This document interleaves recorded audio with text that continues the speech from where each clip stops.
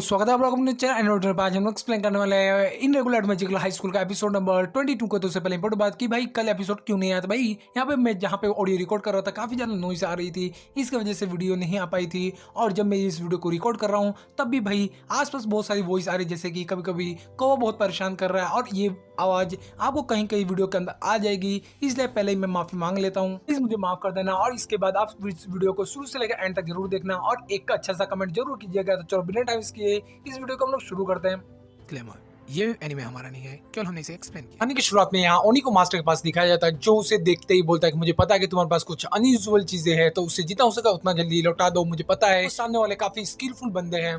और वो बोलता है कि तुम अपने जो एंटी मैजिक है उसके एनर्जी का डायरेक्शन का बारे में सोचो। ये बात को सुनकर ओनी की सिस्टर शॉक होती है। तभी वो बोलता है मास्टर की देखो मैं जानता हूँ कि तुम कुछ और जानना चाहते हो, पर ये तुम्हारे लिए बहुत महंगा हो सकता है। यहाँ ओनी अपनी बहन को लेकर बाइक पे लेकर जा रहा होता है रिसर्च सेंटर के लिए। तभी ओनी नोटिस करता है कि उसका पीछा एक क्रो कर रहा है और वो अपनी बहन को बोलता है कि हमारा पीछा हो कि कार से हो रहा है, पर यहाँ तो एक क्रो पीछा उनका कर रहा है। जिसके बाद ओनी तेजी से लेकर बाइक के वहाँ चला जाता है अपने जहाँ पे उन्हें जाना होता है। यहाँ पे हैकिंग हो रही होती है कि वो इनके सर्वर में घुस गया होता है, जिसके बाद वो लोग उसे एनकाउंटर करने की पूरी कोशिश कर रहे होते हैं। वो लोग अपने एंटी स्क्वाड प्रोग्राम को भी लॉन्च कर देते हैं और उसे रोकने की कोशिश कर रहे थे, जिनका मास्टर उन्हें बोल रहा था कि जल्दी जल्दी करो। तभी पीछे से ओनी आ जाता है, जिसे देखकर वो लोग शॉक होते हैं कि यंग मास्टर यहाँ पे क्या कर रहे हैं। फिर भी वो ओनी बोलता है कि देखो अपना काम पे ध्यान दो, इसे जाने मत दो। और उसके बाद ओनी आकर उस बंदे से पूछता है कि आखिरकार यहाँ पे चल क्या रहा है, बार बार अटैक क्यों हो रहे हैं। उससे वो सोचता है कि बंदा लगता है कि हमारे पास उनके हिसाब से कोई डेटा है, इसलिए वो हम पे बार बार अटैक कर रहे हैं। ओनी उन लोगों के मकसद को समझ गया होता है। उसके पास से आते ही वो अपने यंग मास्टर से पूछता है कि आप यहाँ पे क्यों आए, और ओनी बताता है कि मैं यहाँ पे कुछ चीजें को रखने आया हूँ। यहाँ पे दूसरी तरफ एक लड़की आकर बोलती है कि हम लोगों ने उनके हैकिंग रूट को बंद कर दिया है और अभी हैकिंग बिल्कुल भी नहीं हो रहा है। ये बात को सुनकर वो बंदा बोलता है कि देखो तुम लोग अपने गार्ड को डाउन मत करना, आज पूरी तरह सावधान रहना। ओनी उसको वो सामान दे ही रहा होता है, तभी वो नोटिस करता है कि क्रू यहाँ पे आ चुका है और वो अपने एंटिंग मैजिक का यूज करके उसे वहीं पे रोक देता है और खत्म कर देता है। यहाँ पे उन बंदों का कनेक्शन टूट गया होता है, पर उन लोगों को उतना तो डेटा मिल गया होता है जितना सीबा से उनको चाहिए होता है, खास करके उस रेलिक के बारे में। और वो समझ गए होते कि जो रेलिक है उसे वो लेबोरेटरी में वापस ले चुका है उन्हें, और लगता है कि वो उसे जमा कराने के बारे में सोच रहा है। इसलिए वो अपने बंदे को ऑर्डर करता है कि तुम लोगों को वापस से FLF पे अटैक करके उसके बारे में इंफॉर्मेशन निकालनी होगी, खास करके लेबोरेटरी के बारे में और उस रेलिक के बारे में। का हेड बताता है कि देखो जो गया है आज उस लड़की को देखने है, उससे पहले लियो तुम चले जाओ और इसको देख लेना। यहाँ पे वो बंदा उसकी बात को मान जाता है। दूसरी तरफ ओनी यहाँ पे बात कर रहा होता है वो हिरावा की बहन से, और उसके बारे में उसके हैकिंग डेटा को पूरा ले लेता है। और ये बात आकर यहाँ पे उसकी बहन पूछती है कि क्या हुआ, तुम किससे बात कर रहे थे। और ओनी समझा देता है कि वो उसकी बहन से बात कर रहा था और उसके कॉमर्शियल डेटा को उसने ले लिया है। और ओनी कहता है कि देखो मेरे से जितना हो सके उतना मैं जरूर करूंगा। दूसरी तरफ स्कूल के अंदर यहाँ पे बारिश हो रही होती है, जिसके कारण ओनी वहाँ पे बाहर काम नहीं कर पा रहा होता है। और ये इसके बाद वो तय करता है कि वो यहाँ पे रोबोट क्लब के अंदर काम करेगा, क्योंकि उसके लिए उसने ऑलरेडी परमिशन ले ली होती है वहाँ पे काम करने के लिए। ये सब बातें वो अपनी सिस्टर को बता रहा होता है, जिसके बाद उसकी बहन वहाँ से चली जाती है और ओनी भी रोबोट क्लब के अंदर घुसता है। जिसके बाद उसे रोबोट उसका इंट्रोडक्शन लेती है और वेरीफाई करके उसे जाने देती है, और ओनी उसे शट डाउन करके मतलब उसे चुपचाप बैठने के लिए बोल कर चला जाता है। उसके रूम के अंदर जाकर बैठकर अपना काम कर रहा होता है। फिर उसके बाद उसको लगता है कि वो बहुत ज्यादा ही मेहनत कर लिया, इसकी वजह से थक गया है। और उसके बाद उसकी आंखों में धुंधलापन छा रहा होता है। वो समझ जाता है कि यहाँ स्मोक गैस मतलब स्लीपिंग गैस का यूज किया है। जिसके बाद वो अचानक से रोबोट उसके पास आ जाती है और उसको मास्क दे देती है उसके शट डाउन करने के बाद भी। और ओनी उस मास्क को लेने के बाद उसे बोलता है कि वेंटिलेटर सिस्टम को ओपन कर दो, और उसके बाद ये सारी गैस वहां से निकल जाएगी। और उसे बोलता है कि देखो यहाँ सिविलियंस कैमरा है, उसे एक्टिवेट कर दो रिकॉर्डिंग मोड में। और वो बोलता है उससे ऑर्डर करता है कि देखो इसके बाद तुम जो बंदे आ रहे जा रहे हैं उसकी अथॉरिटी को भी कुछ देर के लिए बंद कर दो। रोबोट ऐसे ही करती है। दूसरी तरफ यहाँ पे वो बंदा चुपके से अंदर आ जाता है जिससे डेटा चोरी करनी होती है, और वो सीधा ही ओनी के कमरे में पहुंचकर देखता है कि ओनी तो बेहोश है। और इस चीज का मौका का फायदा उठाकर वो डेटा चोरी करने ही वाला था। तभी पीछे से यहाँ पे वो डिफेंस फोर्स की लड़की आ जाती है और उसे रंगे हाथ पकड़ लेती है। सिकिमोटो उस लड़की को देखकर बिल्कुल शॉक हो जाता है और उससे देखकर बोलने लगता है कि देखो तुम गलत समझ रही हो, यहाँ पे मैं तो आया हूँ बैकअप डेटा को करने के लिए। ये बात को सुनकर वो बोलती है लड़की की देखो लोगों को बेवकूफ मत बनाओ, हम लोग जानते हैं कि उस चीज का इस्तेमाल किया जाता है हैकिंग के लिए और तुम यहाँ पे कुछ तो गलत कर रहे थे, है ना ओनी। ये बात को सुनते ही पीछे वो बंदा मुड़ कर देखता है तो ओनी तो वहाँ पे खड़ा होता है और वो शौक होता है कि ओनी बेहोश क्यों नहीं हुआ, गैस ने काम क्यों नहीं किया।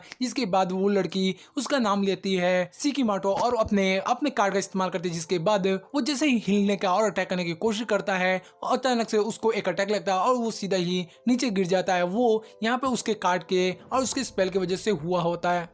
वो लड़की उसे देखकर बोलती है कि तुम अपने आप को बहुत ज्यादा ही होशियार समझने की कोशिश कर रहे थे। यहाँ हॉस्पिटल में मेरी आई होती है शिव से मिलने, ये चीबा का भाई है। मेरी उससे माफी मांग रही होती है कि उसे परेशान करने के लिए फर्स्ट के काम के जो जैसे, और यहाँ पे वो बोलती है कि क्या तुम कल जाने वाले हो सुबह। और ये बात को सुनकर वो बोलता है कि देखो मुझे उस चीज की कोई परवाह नहीं है, जब तुम साथ हो तो इसके कारण वो शर्माने लगती है। दूसरी तरफ यहाँ पे उस बंदे को दिखाया जाता है बटलर को, जो यहाँ पे आ गया होता है उस लड़की से हैंडल करने के लिए। तभी वो नोटिस करता है कि वहाँ पे मैनहट्टन टाइगर भी आ चुका, जिसके कारण वो देखते ही एक बेल को बजा देता अलर्ट मोड का।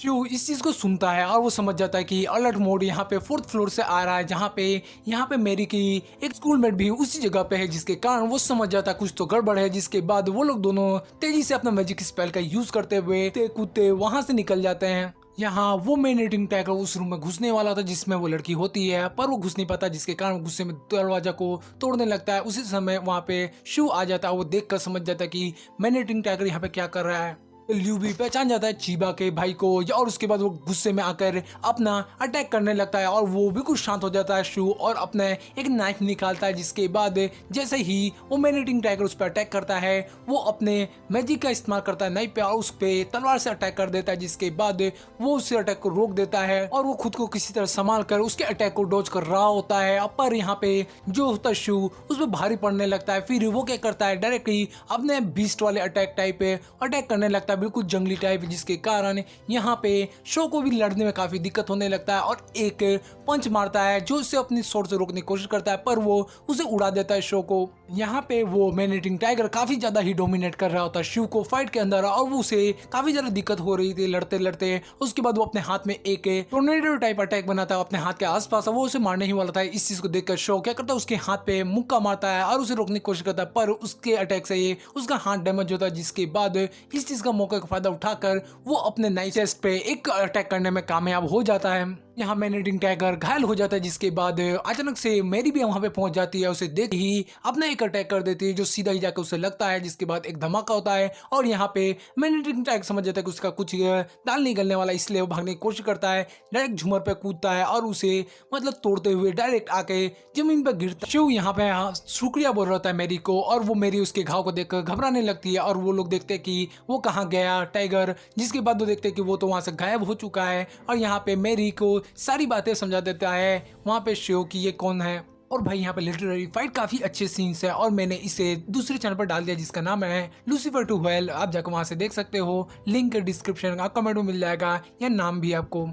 सब फ्यूजी को बता रहा था कि उसके स्कूल के अंदर चोरी होने की कोशिश की जा रही होती है और उसे अटेम्प्ट को उसने रोक तो दिया है और उसके पास सिविलियन कैमरा का रिकॉर्डिंग भी है जो उसको वो भेज देता है ताकि वो उसे देख सके और उसके बारे में इन्वेस्टिगेशन कर सके। फिर वो पूछती कि ओनी अब वो बॉक्स वाला काम कर पाएगा कि नहीं, और उन्हीं बोलता है कि देखो मैं अपना ट्राई कर सकता हूँ। फ्यूजी उसे बोलते ठीक है मैं अपना पूरा बेस्ट दूंगी और उसके बारे में जैसे न्यूज मिलता है तो मैं बता दूंगी। दूसरी तरफ यहाँ पे फ्यूजी मिल रही होती है उस कॉप से, मतलब चीबा फैमिली के मेंबर से, जिसे वो बोलती है कि देखो मुझे माफ करना प्राइवेट कॉल था, और उसके बारे में वो बंदा पूछता है तो वो उसे बता देती है कि देख लो सबसे पहले उस बॉक्स के बारे में वो बात हो रही है और खास करके वो बंदा पूछता क्या कि कार वो वीडियो और उसके पीछे पकड़ने के बारे में क्या था, तो वो बताती है कि देखो चाहिए उन बंदों को निकालने के लिए और उनका पता लगाने के लिए। और यहाँ पे वो बंदा बहुत ज्यादा ही खुश हो जाता है चीबा। यहाँ मैनहट्टन टाइगर मास्टर के पास आया होता है जो उसे ऑर्डर करता है कि तुम्हें सबसे पहले सिकिमारो है उसका ध्यान रखना होगा, वो उसे डिटेक्शन में भेजा गया है तो तुम सबसे पहले उसे जाके खत्म करो, उसके बाद वो हिरिकावा का तुम देखना। दूसरी तरफ ओनी यहाँ पे आया होता है और वो चाह रहा होता है कि उसे भी जाकर सिकिमारो से मिलने दिया जाए, पर वहाँ पे उसे रोका जा रहा होता है, उसको ये वजह समझ में नहीं आता। तब वो ज्यादा गुस्से में उसे पूछ रहा होता है सामने वाली लड़की से, जिसके कारण वो बोलते है कि देखो हम लोग अच्छे से जानते हैं कि तुम्हें मुसीबत कितना ज्यादा प्यार करती है, जहाँ पे तुम जाते हो वहाँ मुसीबत अपने आप आ जाती है तुम्हारा पीछा करते हुए, इसलिए तुम नहीं जाओगे। और यहाँ पे मेरी ये बात को सुनकर उसे बोलती है कि रुक जाओ, तुम चाहो तो हम लोग के साथ जा सकते हो, हम लोग मतलब मैं और प्रेसिडेंट जा रहे हैं उसे देखने के लिए, अगर तुम चाहो तो अपने दोस्तों के साथ जा सकते हो। दूसरी तरफ हीरी का वक्त दिखाया जाए जो बैठी होती है उसके रूम के अंदर जियो आ जाता है और वो उससे पूछती है कि आखिरकार तुम यहाँ पे कैसे आए। जो उसे बताता है कि मैं अपने ट्रिक का इस्तेमाल करके आ गया हूँ, और वो पूछती है कि मतलब मैजिक का, और वो बोलती है कि मैजिक ही तो एक चमत्कार है उसी तरह। और उसके पास वो आ जाता है उससे मिलने के लिए और उसे फुल ऑफर करता है। हीरी का उसे शुक्रिया बोल रही थी कि उसने उसकी इतनी ज्यादा हेल्प की होती है। और उसके बाद हम देखते हैं कि उससे फूल के अंदर कुछ गड़बड़ होती है और उसके अंदर फेरोमोन होते हैं, जिसके कारण वो उसे बोलता है कि मैं जानता हूँ कि तुम्हें बहुत दर्द सहा है, इसलिए मैं चाहता हूँ सब दर्द को तुम भुला दो और उसे जला दो, खास करके मेरी यादों को। और वो उसे भूलने के लिए सब कुछ कहकर चला जाता है। दूसरी तरफ डिटेंशन सेंटर में ओनी, मैरी और यहाँ पे ये हमारे प्रेसिडेंट भी आ चुके होते हैं और उन लोगों को एक कमरे में भेज दिया जाता है ताकि मैरी जाके दूसरी तरफ इन्वेस्टिगेशन कर सके। और उसके बाद वो लोग उसमें बाहर से आके सब कुछ देख रहे होते हैं। मैरी जैसे ही एंटर करती है सिकीमोटो बिल्कुल घबरा जाता है और अपने कार्ड का यूज करने का सोचता है, पर उसके हाथ में कार्ड ही नहीं होता है। इसके बाद वो उसे देखकर पूछता है कि आखिरकार तुम यहाँ पे क्या कर रही हो, और वो बोलती है कि मैं तुमसे पूछताछ करने के लिए आई हूँ।